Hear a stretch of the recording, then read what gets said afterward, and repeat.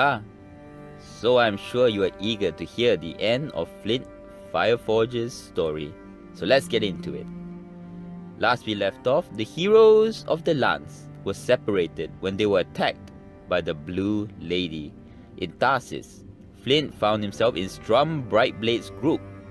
They decided their course of action was to look for the Dragon Orb, and en route, Flint experienced a dream that he was in Silvanesti, and his legs got weak, and when he could move no further, he was cut down by Tika Wayland as she carelessly swung her sword. Flint awakes from the nightmare, and although it was not real, it did affect the stoic dwarf mentally. When the group reached Icewall Castle, they achieved the goal of attaining the Dragon Orb by killing Theotas. Then, boarding a ship, they head for the Isle of Sandchrist. Now this voyage was quite the ordeal for Flint, as he was deadly afraid of water travel, after the drowning incident we talked about before in his past. In fact, it was so bad that Flint thought he was on the brink of death. And although he was not outwardly affectionate to Tasselhoff barefoot, he offered him his griffin helm if he was to die. Thankfully though, it was all hyperbole. That being said, the way the ship reached land was by crashing into southern Urgoth. And from there, Silvanesti elves captured them. They were then put into the custody of Qualinesti elves that happened to be on the island too, who also kept them in prison. The group did manage to escape though, and sought respite in the mountains to get to a Solamic castle that they knew was located on another part of the island.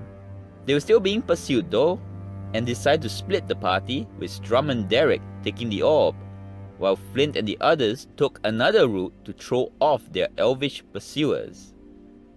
At some point, the group came before a cave with a dragon carving on the outside.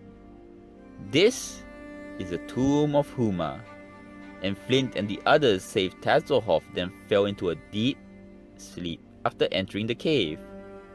Flint fainting as he saw Fizzban, who had died at Pax Takas after saving Tasselhoff from falling to his death.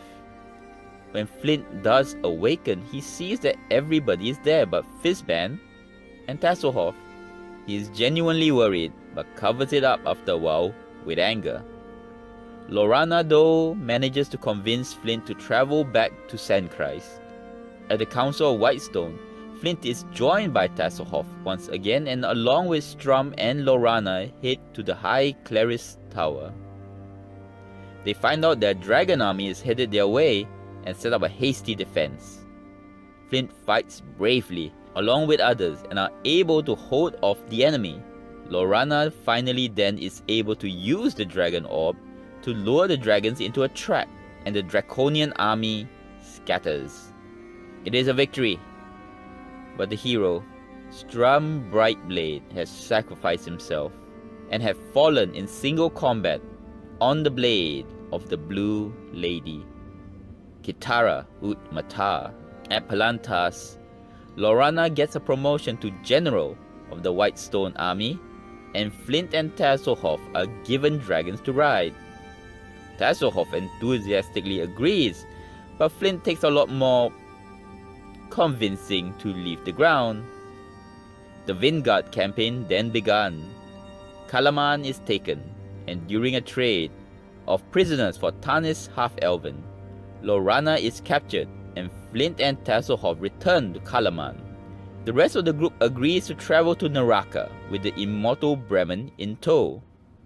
On the way, Bremen escapes the heroes at Godholm, and Flint sees it, giving chase. Flint's age and heart catches up with him here, and unfortunately, with no one nearby to help, Flint suffers a massive heart attack.